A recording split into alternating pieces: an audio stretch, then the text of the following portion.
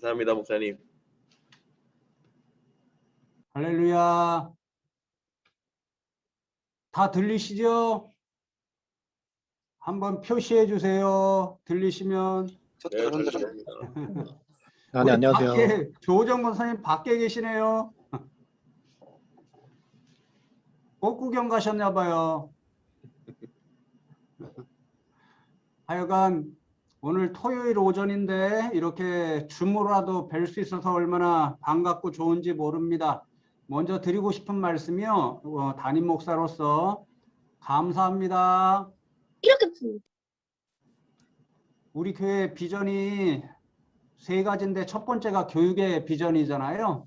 내일부터 이제 저도 비전 2030 이렇게 설교 시리즈를 하는데 내일이 첫 번째가 교육의 비전이라서 여기서 나누게 될 말씀 또 연장선상으로 말씀을 나누게 되는데요.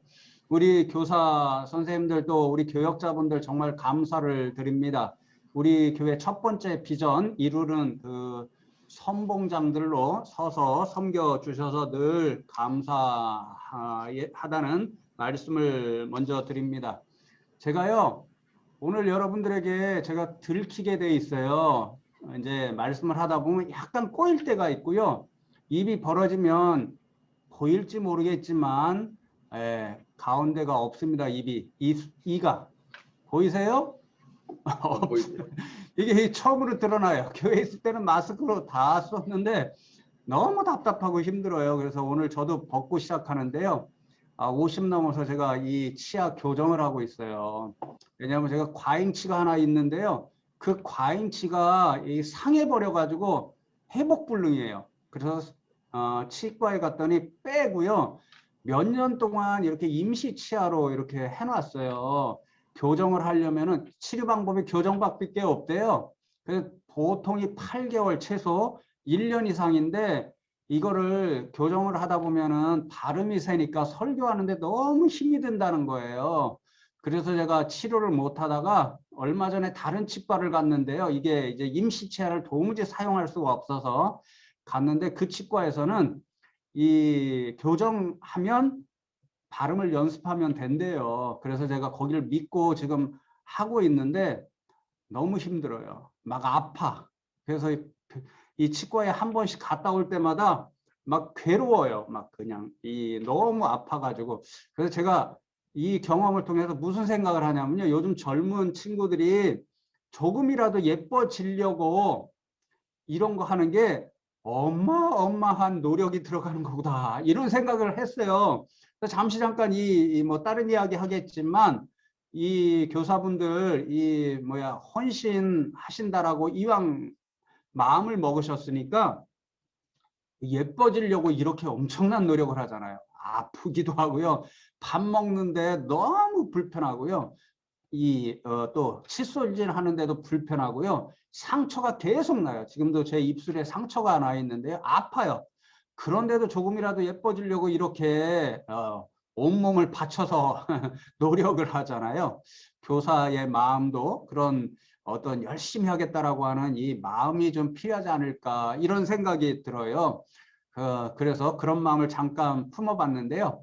제가 학교 이번에 오랜만에 강의를 나가서요. 처음으로 제가 이 기계에 프렌들리한 사람이 아니거든요. 그러니까 기계에 일찍 이렇게 익숙해지려고 하는 사람이 아닌데 학교에 가보니까 이게 비대면 수업이 거의 다인데 제 반에 들어오는 우리 신학생들이 유독 반 이상이 대면 수업을 하자는 거예요. 반 이상이. 근데 한 10명쯤은 시골에 살고 있어서 못 들어와요. 그러니까 매주 갈 때마다 그 교실 현장에 한 15에서 20명 와 있고요. 그러니까 지방에서 못 올라오는 전도사님들은 이렇게 줌으로 바로 실시간 강의를 보내줘요. 그러니까 여러분들 보듯이 제가 여러분들 보는 것처럼 전도사님들도 보고 현장에 있는 분들도 보고 그러니까 두 가지 생각이 들더라고요. 하나는 아이고 세상 좋아졌다. 이렇게라도 수업을 할 수 있으니 감사하지. 이런 생각을 하면서도 다른 한편으로는 코로나 빨리 끝났으면 좋겠다. 그렇게 생각을 해요. 왜냐하면 마스크를 쓰고요. 2시간 반 동안 혼자 떠들어대면서 이 강의를 하니까요. 화요일 날 거기만 갔다 오면 완전 파김치가 돼요. 너무 힘드는 거예요. 그런 생각이 드는데 오늘 우리 선생님들, 교사분들 보니까 한편으로는 야, 이렇게라도 뵐 수 있어서 좋다. 이렇게라도 또 말씀 나누고 또 인사하고 마스크 쓴 얼굴이 아니라 액면 그대로의 얼굴을 보면이 좋다. 이런 생각을 하게 되고요. 다른 한편으로는 진짜 빨리 코로나 끝나면 좋겠다. 이런 생각을 또 합니다. 그래야 뭐 이렇게 또 교회에서 직접 보기도 하고 가끔 또 만나서 커피도 한 잔 마시고 그래야 진짜 좀 더 이 액티브한 일들이 일어나고 또 더 친근하게 이렇게 사교할 수 있는 그런 일들도 있을 것 같아서 하여튼 그렇습니다. 우리 이용성 전사님이 담임 목사님이 꼭 이 1시간을 해주셔야 된다라고 부탁을 해주셔서요. 한참 생각했어요. 왜냐하면 제가 뭐 아이들 교육 현장을 이제 오래 떠나 있는 사람이니까 이게 우리 교사분들에게 뭐 할 수 있는 그런 말이 있을까? 무슨 방법, 교육 방법 이런 걸 제가 또 말씀드릴 수가 없는 부분인 것 같고 한참 생각하다가 결국 담임 목사가 우리 교회 첫 번째 비전인 교육의 비전을 위해서 앞장서신 여러분들에게 다시 한번 힘을 드리고 이런 교사 상을 가지시면 좋겠다. 그 마음을 그냥 좀 나누면 좋겠다. 편안하게. 그래서 무슨 교사 교육, 교육의 방법 이런 것보다는요. 오늘 말씀을 통해서 설교처럼 이런 교사가 되면 좋겠습니다. 우리 교회 학교 교사님들은 그런 마음을 나누면 좋겠고요. 이미 여러분이 다 생각하고 있는 말씀들인데 다시 한번 기억하는 겸 이렇게 저와 시간을 가지면 좋겠다 하는 생각이 듭니다. 결론이 뭐였냐면요. 우리 교사분들이 어떤 교사가 되면 좋을까? 예수님은 닮은 교사가 되면 좋겠다. 그래서 오늘 제가 이 설교 제목일 수도 있고 교육하는 이 강의 자료의 내용일 수도 있는데 그 제목을 제가 여기다 어떻게 적었냐면요. 모범교사 예수님 그랬어요. 예수님이 최고의 교사의 모습을 보여주셨는데 저와 여러분이 좋은 교사가 되는 길이 그 모범교사 대신 예수님을 닮는 교사가 되면 좋은 교사가 될 수 있겠다. 이런 마음이어서요. 여러분과 더불어서 요한복음 13장 말씀 잘하는 말씀 그 말씀을 가지고 몇 가지 예수님을 닮는 교사가 되면 좋겠다. 이런 마음으로 함께 나누면 좋겠습니다. 오늘 핵심 본문 말씀이요. 요한복음 13장 15절입니다. 요한복음 13장 15절 제가 천천히 읽어드릴게요. 내가 너희에게 행한 것 같이 너희도 행하게 하려 하여 본을 보였노라. 본을 보였노라. 여기에서 제가 예수님이 어떤 분이실까? 모범을 보여주시는 교사셨다.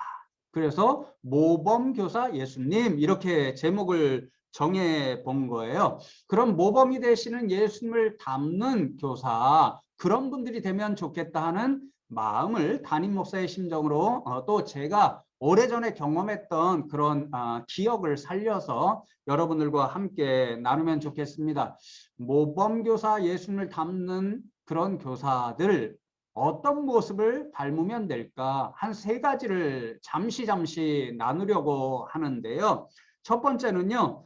예수님께서 친히 보여주시고 행해 주신 교사로서의 교육 방법이 있다. 이미 말씀드린 거예요. 교육 방법이 있다 하는 것인데 그 교육 방법 뭐 제가 상세하게 1 어떤 것입니다. 2 어떤 것입니다. 이것이 아니라요. 아주 기초적인 거 그것을 말씀드리고자 하는데요.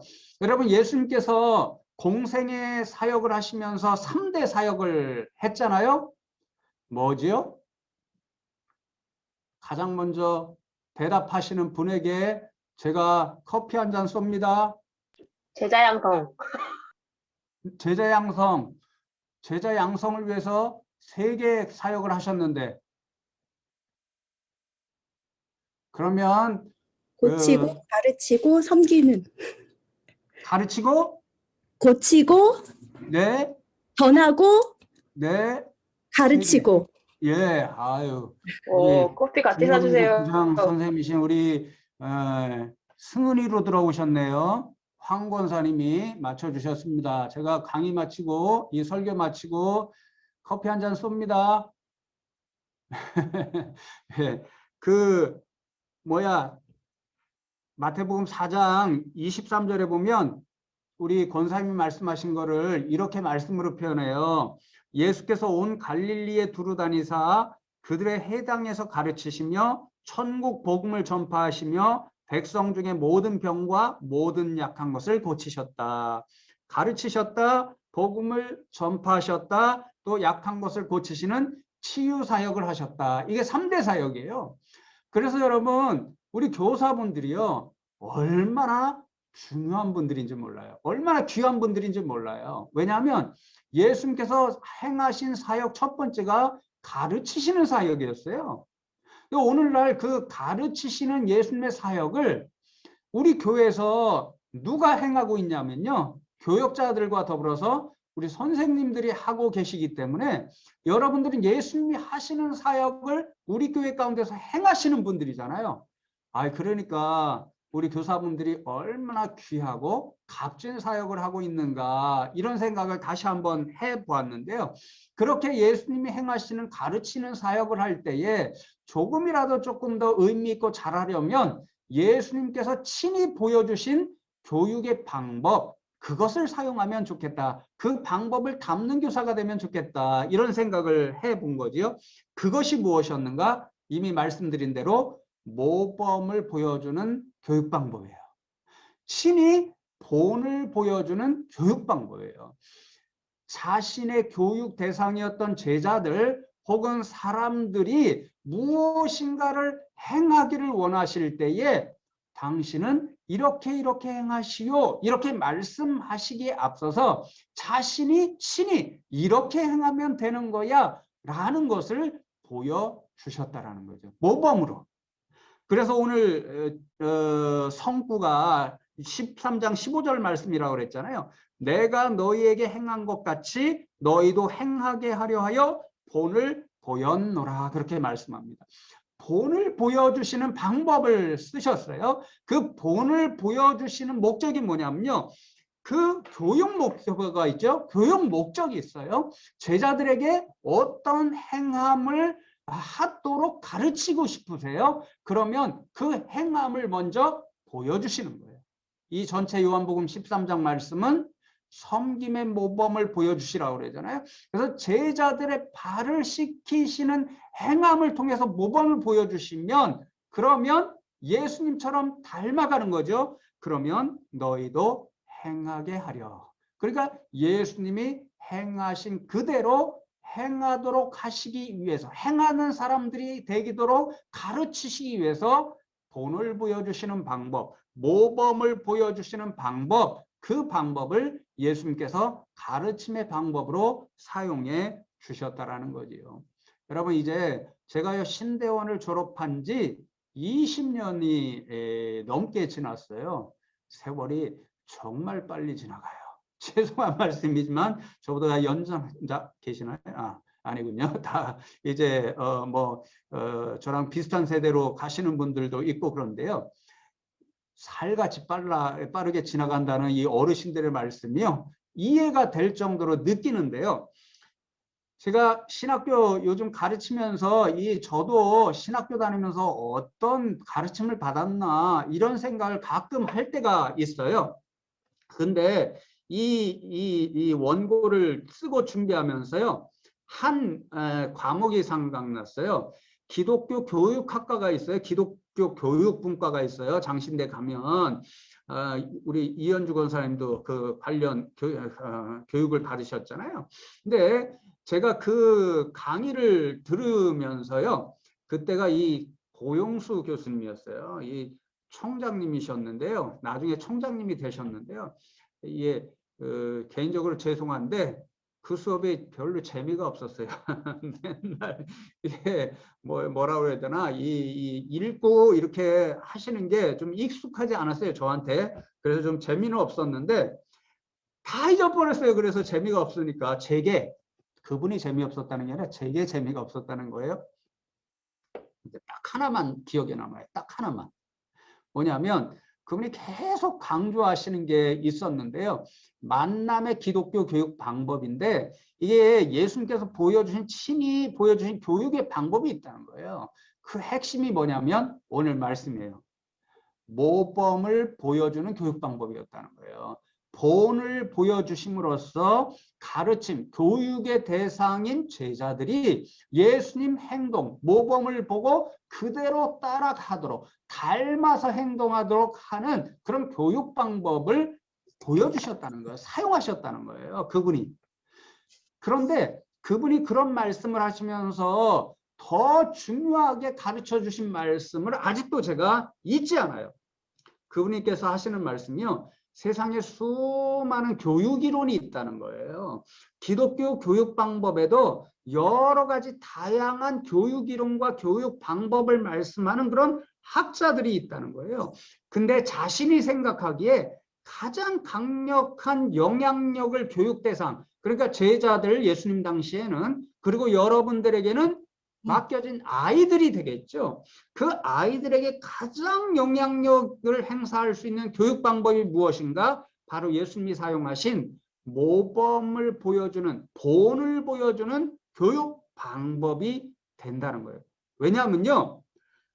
저도 어떻게 보면 교사예요. 교인들에게 설교하고 가르치는 교사예요. 그리고 여러분들은 아이들을 가르치는 그런 교사예요. 근데 본인이 아이들에게 이렇게 해 저렇게 해 가르치면서도 본인이 정작 먼저 그 일을 행하지 않으면 아이들에게 좋은 영향을 미칠 수 없기 때문이라는 거예요. 그래서 아이들에게 가르치고자 할 때는 그 가르침의 내용을 가르쳐주는 교사가 먼저 행해야 모범을 보여주어야 아이들이 그 모습을 보고 선한 영향력을 받아서 나도 저렇게 해야지 이런 마음을 가질 수 있기 때문에 가장 강력한 교육의 방법이 예수님께서 보여주신 모범을 보여주는 교육 방법이라는 거죠. 그렇지 못하고 말로만 이렇게 해 저렇게 해 이렇게 가르치고 교사가 먼저 행함을 통해서 모범을 보여주지 않으면요 속으로 그런다는 거예요. 너나 잘하세요 이런다는 거예요. 너나 잘하세요. 이래서 선한 영향력을 행사하는 교사가 될 수 없다라는 거죠. 그래서요 제가 먼저 자아 비판합니다. 자아 비판. 한 번은 우리 아이들과 관련해서 이런 일이 있었어요. 두 아들 녀석이 저가 어린 시절에 그런 것 같지는 않았는데요. 아이들이 가만히 보니까 정리 같은 거를 썩 잘하는 아이들은 아니에요. 특별히 빨래 같은 거 있잖아요.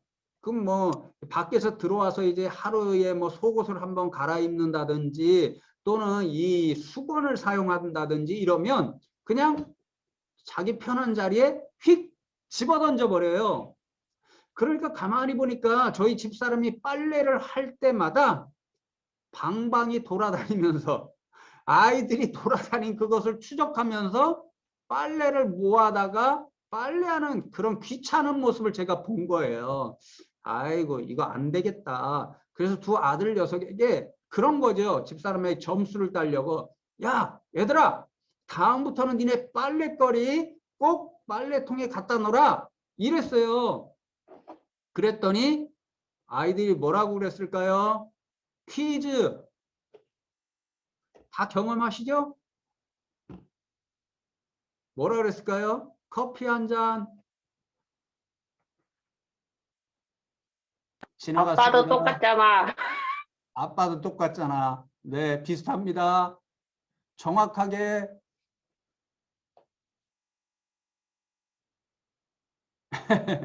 맞춘 걸로 해서 네.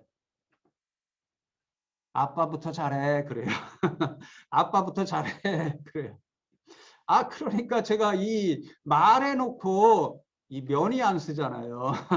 그래서 그 다음부터는요 저 먼저 노력을 하고요. 아 요즘은 가능하면 빨래는 제가 개 드리려고 하잖아요. 이 집사람을 위해서 가능하면 때때로 빨래 개 드리는 일을요 제가 도와드리고 있어요. 그 일을 통해서 오늘 이 일이 생각나는 거예요. 여러분 이제 아이들하고 이제 주일 예배를 드리잖아요. 몰라요. 제 때는 그런 선생님들이 있었어요. 여러분들에는 없을 것이라고 믿어요. 아이들 다 예배 드리라고 해놓고는 맨 뒷자리에 앉아서 자신은 엉뚱한 일 하는 분들이 꼭 있어요. 제가 예전에 한 20여 년 전에 이 교육전도사 할 때도요, 꼭 이렇게 제 눈치를 보면서 이렇게 딴 일을 하시는 분들이 꼭 있어요. 혹시 요즘도 아이들 예배 드리라 해놓고는 교사분들 중에 뒤에 가가지고 자기는 밑으로, 책상 밑으로 이렇게 핸드폰 놓고 이렇게 열심히 이렇게 교사, 전도사님 눈치 보면서 이렇게 핸드폰 이렇게 하시는 분들 없죠? 스마트폰? 그러고서는 아이들이 막 앞에서 보니까 막 이렇게 움직이고 떠들고 예배에 집중 안 해요. 그 아이들한테, 야, 조용해. 전도사님 말씀에 집중해. 잘 들어. 이렇게 하면요, 아이들이 뭐라 그럴까요? 속으로? 선생님부터 잘해요. 이러는 거죠. 선생님이나 잘해요. 그러는 거예요. 그러니까 교육의 가장 중요한 방법, 아이들에게 정말 선한 영향력을 행사할 수 있는 가장 좋은 방법, 그 교수님께서 가르쳐 주신, 그래서 딱 한 가지 기억에 남는 것, 그것은 바로 예수님께서 보여주신 모범의 방법을 사용하는 데 있다. 우리 교사분들이 그런 방법을 한번 잘 사용해 보세요. 두 번째로는요, 예수님을 본받아서 우리 아이들을 끝까지 사랑해 보려고 애쓰는 그런 교사들이 되면 좋겠다, 이거죠. 오늘 말씀의 맥락 첫 출발이요, 바로 그것이잖아요. 13장 1절 말씀을 보시면요, 6월절 전에 예수께서 자기가 세상을 떠나 아버지께로 돌아가실 때가 이른 줄 아시고 세상에 있는 자기 사람들을 사랑하시되 끝까지 사랑하시니라, 그렇게 말씀합니다. 지금 예수님은요, 6월절 마지막 만찬 자리에서 제자들과 함께 이 식탁의 자리를 나누고 계세요. 이제 곧 십자가를 지셔야 되고 이제 그 이후로는 부활하셔서 하늘 보좌로 돌아가셔야 돼요. 그 마지막 자리에서 제자들에게 예수님께서 보여주신 그런 일이 끝까지 사랑하시는 그런 사랑의 모습이었다라는 거죠. 제가 언젠가 이 말씀, 이 단어를 설명드렸던 것 같아요. 기억에 설교 시간에 했던 것 같은데요. 끝까지라는 이 말씀 헬라어로 찾아보니까요, 에이스 텔로스, 그렇게 됩니다. 텔로스가 뭔지 다 들어보셨죠? 목적 혹은 목표 또는 완성, 목적지, 이런 의미를 갖고 있잖아요. 그러니까 끝까지라는 말을 이 원어에 좀 충실해서 번역을 하면 사랑의 완성 혹은 완전한 사랑, 이렇게 표현할 수 있겠죠. 그러니까 예수님께서 지금 제자들에게 마지막 순간까지 보여주신 사랑의 모습은 완전한 사랑의 모습이었다, 그런 뜻이 되는 거죠. 이 완전한 사랑의 의미가요, 두 가지예요. 제가 헬라어 원어를 이렇게 좀 살펴보니까 첫 번째로는 양이나 정도예요. 양이나 정도. 우리가 어떤 사람을 사랑할 때 내가 사랑할 수 있는 능력이 10이에요. 그런데 5만 정도만 사랑해요. 그러면 끝까지 사랑하는 것이 아니라는 거죠. 어떤 무거운 게 있어요. 근데 들어보니까 좀 무거워요. 그런데 내 있는 힘을 다해요. 100% 사용하면 들을 수 있어요. 그런데 못 들은다 그러면 자신의 힘을 다 사용하는 게 아니잖아요. 그런 경우를 말하는 거예요. 어떤 사람을 사랑할 수 있는데 내가 열로 사랑할 수 있는데 그 열로 다 사랑하는 것, 이게 끝까지 사랑하는 거예요. 완전하게 사랑하는 거예요. 예수님 그러셨잖아요. 십자가가 그 사랑의 정점이잖아요. 자신이 할 수 있는 다 모든 것을 내놓아서 사랑하신 사랑이잖아요. 목숨, 가장 귀한 그 생명까지도 저와 여러분 제자들을 사랑하시기 위해서 십자가에서 내어주셨어요. 그러니까 십자가에서 보여주신 예수님의 사랑은 그 양에 있어서, 정도에 있어서 100을 다 해서 사랑해 주신 사랑이라는 거죠. 우리 아이들을 사랑할 때 100을 다 할 수 있는, 내가 사랑할 수 있는 능력, 양, 그것을 다 해서 사랑할 수 있는 그런 마음을 가지면 어떨까, 이런 생각을 해보았고요. 두 번째로 이 끝까지 사랑하신다라는 이 완성된 사랑의 이 모습은요, 시간적인 의미가 있어요. 시간적인 의미. 예수님께서 보세요. 지금 이 마지막 만찬의 자리에서도 예수님 끝까지 제자를 사랑하십니다. 십자가에 달리시면서까지도 사랑하십니다. 그 이후에도 제자들을 남겨두지 않으셔요. 부활하시고 40일 동안 세상에 있으셨습니다. 그때도 제자들을 사랑하시는 모습을 보여주시기 위해서 틈틈이 나타나서 제자들에게 자신을 보여주셨고 자신의 사랑과 자신의 살아나심을 보여주셨습니다. 승천하실 때도 보여주셨고 또한 승천하신 이후에는 예수님께서 약속하신 성령님을 보여 주셨어요. 이 모든 일을 통해서 예수님은요, 제자들을 한순간도 홀로 버려두시지 않는다는 것, 자신이 함께 하시고 사랑하신다는 것을 보여주셨습니다. 그리고 마태복음 28장에서 친히 약속해 주셨잖아요. 내가 세상 끝날까지 항상 함께 있겠다.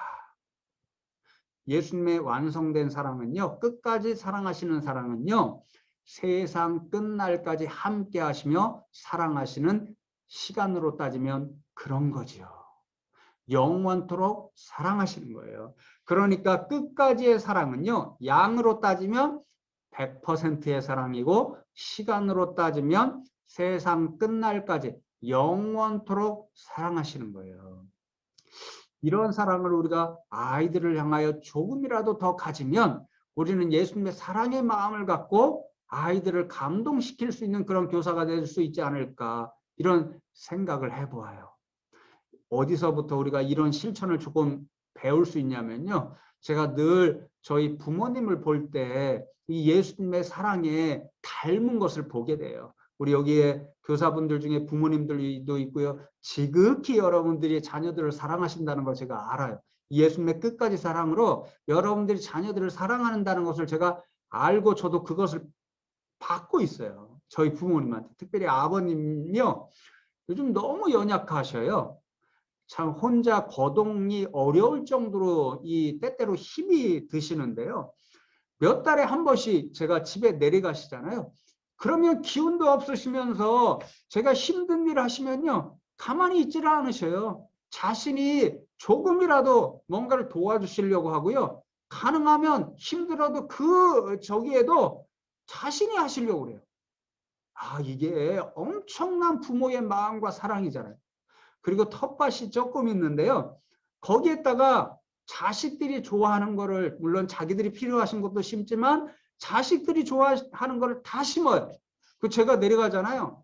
그럼 거기서 뭔가 하나라도 더 캐거나 뽑아서 저한테 주시려고 그래요.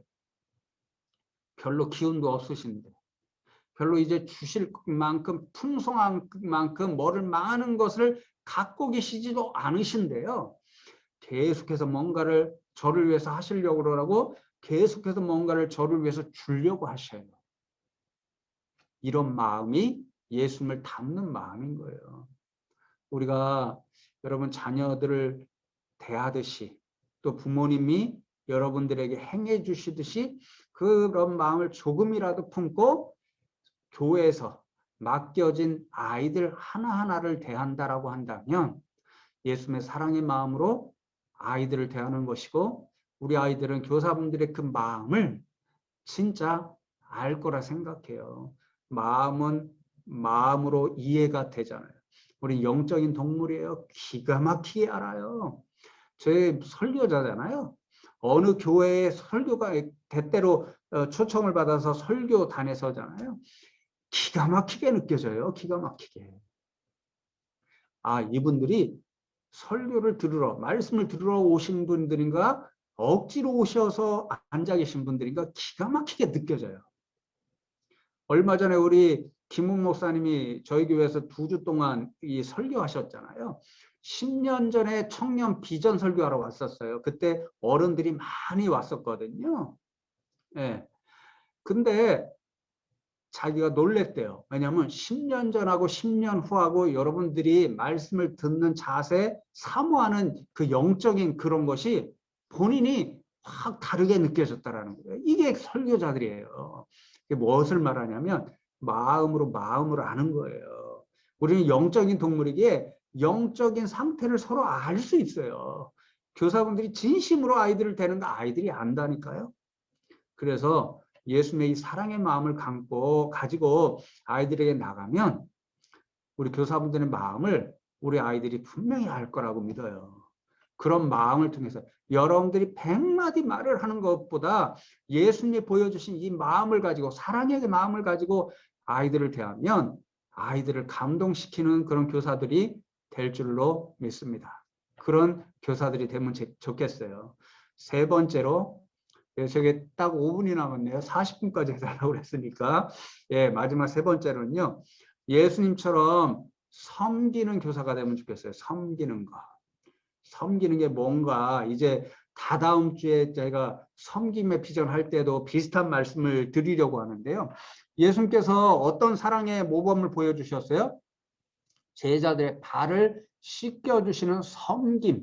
이 일을 통해서 그런 모범을 보여주셨잖아요. 우리가 잘 알고 있는 것처럼요, 이런 일은 당시에 상상조차 할 수 없는 일이에요. 왜냐하면 당시 팔레스타인 지역은 이제 이렇게 모래 이런 것이 많으니까 밖을 걸어 다니면 당연히 먼지가 쌓이게 되잖아요. 그럼 어떤 집에 손님이 초대를 받고 집에 들어가면요, 이 발을 닦게 돼 있어요. 그러면 그 집에 손님이 왔을 때 그 발을 누가 닦아 주었다고 전해지지 않냐면요, 그 집에 종이에요. 종이 손님의 발을 닦아줬다라는 거예요. 이게 무슨 말이에요? 예수님이 지금 종의 행동을 하고 있다는 거예요. 제자들의 선생님이신 예수님께서 제자들의 종이 되셔서 제자들의 발을 씻겨 주고 계신다는 거죠. 그러니까 이게 있을 수가 없는 일이에요. 상상할 수가 없는 일이에요. 당시의 관습으로는 도대체 일어나서는 안 되는 일인 거예요. 그러니까 이 8절 전반절에 보면 베드로가 이렇게 이야기하잖아요. 예수님께 내 발을 절대로 씻지 못하시리이다. 내 발을 절대로 씻지 못하시리이다. 왜요? 이 말이 뭐예요? 예수님은 나의 주가 되십니다. 주인이 되십니다. 그리고 랍비, 선생님이 되십니다. 그런데 어떻게 예수님이 내 종이 되실 수 있다는 것입니까? 그거는 있을 수가 없어요. 그러니까 내 종이 되셔서 내 발을 씻을 수가 없으세요. 절대로. 그 말씀을 드린 거죠. 당시의 생각으로 맞는 거예요. 근데 그럼에도 불구하고 예수님은 내가 내 발을 씻겨 주어야, 이렇게 섬겨 주어야 나랑 상관이 있는 사람이 될 수 있다. 그렇게 말씀하시면서 끝까지 거부하는 베드로 제자들의 발을 하나씩 다 씻겨 주셨습니다. 여러분, 이 불가능한 일을 예수님이 어떻게 하실 수가 있었을까요? 성경의 빌립보서 2장에 보면 겸손이라고 말씀하잖아요. 겸손.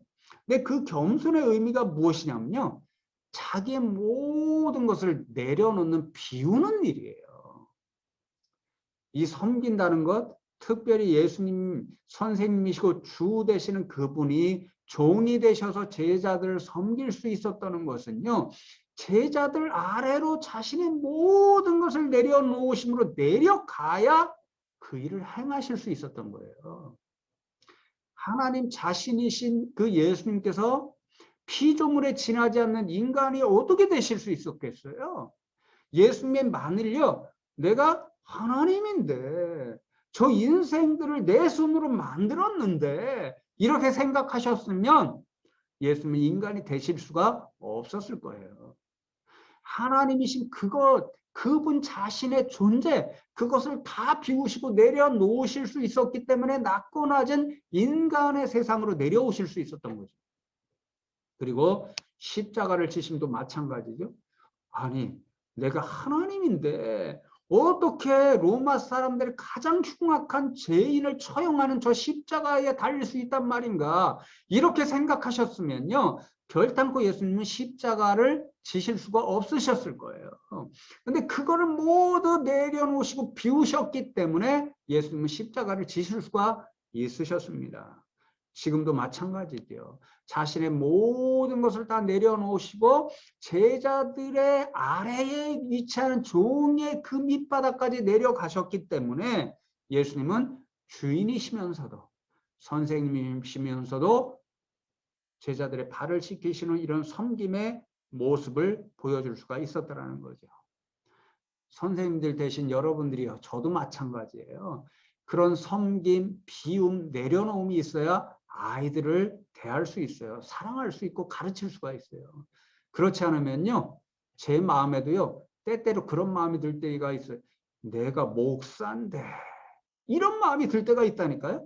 여러분들도 아이들 생각, 내가 저보다 나이가 얼마나 많은데 속으로 야 이놈아 나한테 너 같은 자식이 있어 이놈아, 이런 마음이 드는 거죠. 아이들이 버르장머리 없이 굴 때. 그렇지 않아요? 예, 그런 것 같아요. 표정들 보시니까 웃으시는 거 보니까 다 그런 경험들이 있으신 것 같아요. 여러분, 또 퀴즈. 교회에서 가장 약하고 힘없는 존재가 누굴까요? 5초 드립니다. 퀴즈.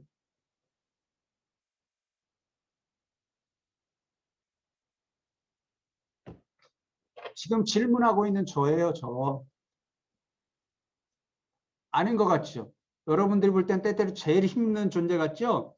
근데 때때로 제 자신이 생각할 때 가장 힘없는 존재가 되어야 될 것 같은 순간순간들이 있어요. 어떤 분들이 와가지고 교인들 중에 섭섭한 마음이 있는 분들이요, 때때로 제 방을 꽉 열고 들어와가지고 목사님 이러면서요 화내시는 분도 있어요. 어떤 분은 막 삭대질하는 분도 있어요. 어떤 분은요, 내가 나이가 몇 개인지 알아요? 그러면서 훈시하는 분도 있어요. 그럼 속으로요, 내가 담임 목사인데 이래가지고요 속에 막 부글부글 끓면서 화를 내고 싶을 때도 있어요. 화도 내보았어요. 솔직히 부족해서. 화내고 나면요 후회만 남아요. 후회만. 저한테 도움이 안 돼요. 그러면 또 다 돌아다니면서 야 목사가 화를 냈어 나한테 소리를 질렀어 이렇게 이야기하고 다 다니신다니까요. 예, 들어봤어요? 그렇게 흉보시는 분들. 예, 여러분들한테는 아마 착하실 테니까 흉보는 거는 얘기 안 하셨을 것 같아요. 그래서 제 마음에요, 잘 지켜지지는 않지만 야 제가 이게 담임 목사, 위임 목사 이 입지에서 제일 힘없는 존재라고 생각하면서 살아가야 되지 않을까, 때때로 그렇게 해요. 그래야 제가 자칫 화를 낸다 혹은 자칫 무슨 행동을 한다 그러면 그런 분들에게 왠지 상처를 줄 것 같아요. 그 목사한테 상처받았다 이러면요, 이게 곤란하잖아요. 나 목사한테 상처받아서 교회 안 나올 거야 이런 분도 있어요. 그러니까 제가 한마디 하거나 또는 어떤 자신들이 이런 이야기를 할 때 대응해서 뭔가 화를 낸다거나 이러면 그 영혼에게 상처를 줄 수도 있을 것 같아서 차라리 힘없는 존재가 되자 이런 생각을 할 때가 있어요. 예수님의 심정이 그런 거예요. 이게 다 내려놓고 이게 예수님 보실 때 바리새인들이 막 뭐라고 덤빌 때, 로마 빌라도가 막 뭐라고 그럴 때, 무리들이 조롱하고 비난하고 침뱉을 때 속으로요 얼마나 속이 상했겠어요. 단 한마디면 그 존재들 그냥 다 골로 보낼 수 있잖아요. 속된 말로 예수님 그런 능력이 있으시니까. 그런데 그렇게 안 하셨잖아요. 속으로는 문드러지셔도 그 인생들, 그 영혼들을 위해서 다 비우시고 내려놓으시고 온갖 조롱, 모욕 다 당하시고 십자가의 고통까지 당하셨잖아요. 다 비우셔서 섬길 수 있었던 거예요. 제자들의 발을 씻을 수 있으셨고 십자가의 그 길까지도 걸어가실 수 있었던 거죠. 우리 아이들요 참 버릇없을 때도 있고요. 몰라서 선생님들 속상하게 할 때도 있고요. 제가 오랜 시절에요. 이 아이들 지난주에도 말씀드렸는데 그 달란트 잔치 하는데요. 이 힘 있는 6학년 애가요. 뭐 막 먼저 뭐를 하겠다라고 그냥 선생님들 말도 안 듣고 다른 약한 애들을 막 밀치고 그러는 거예요. 초등학교 6학년에 제일 힘있는 애가 있었어요. 그 교회에. 그래서 제가 딱 붙잡고 제지를 했어요. 그랬더니 뭐라는지 아세요? 아이 더러워. 나 이 교회 안 나오면 되지. 이러면서 가는 거예요. 아유 속으로 막 이렇게 올라오잖아요. 전도사한테 그러니까. 근데 화를 낼 수가 없어요. 걔가 그게 그 아이가 그래도 살아있는 영혼이잖아요. 구원해야 할 영혼이잖아요. 아직도 그게 기억이 나요. 우리 아이들 대할 때 때때로는 버릇없이 굴어도 때로는 어려서 좀 몰라서 우리 선생님들을 속상하게 해도 예수님의 마음을 품고 좀 이해하고 받아주고 잘 좋은 길로 인도할 수 있는 우리 교사분들 되면 좋겠습니다. 끝! 예수님을 닮는 교사들 되기 위해서 최선을 다하는 저와 여러분 되면 좋겠습니다. 감사합니다. 감사합니다.